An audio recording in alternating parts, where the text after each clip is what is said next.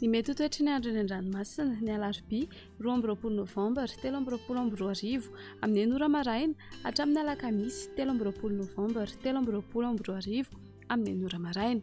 Andao hifanentana amin'ny fahamailoana isika eny amin'ny morontsiraka na tsy misy azy ny vinavina ny filazana fampitandremana.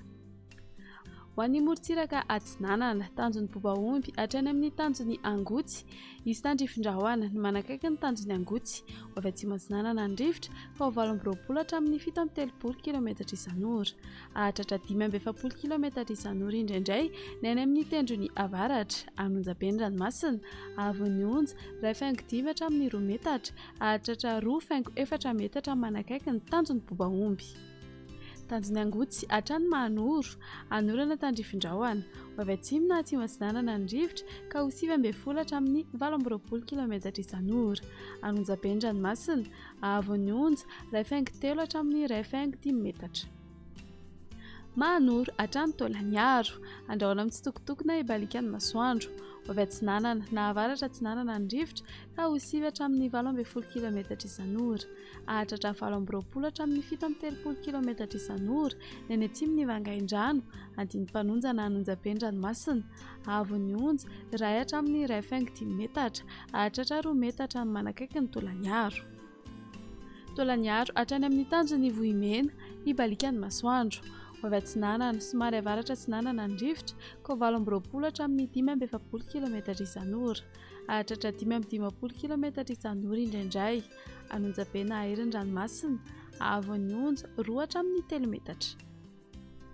Ho an'ny morontsiraka andrefana tanjon'ny Vohimena hatrany amin'ny tanjon'ny Ankabo ibalikan'ny masoandro ho avy atsimo atsinanana ny rivotra ka ho 9 hatramin'ny 19 km isan'ora hahatratra 18 hatramin'ny 17 km isan'ora ny any atsimony Ampanihy Andinim-Panonja na Anonjabe ny ranomasina avy Onja 1 hatramin'ny 1.5 metatra hahatratra 2 metatra any atsimony Ampanihy.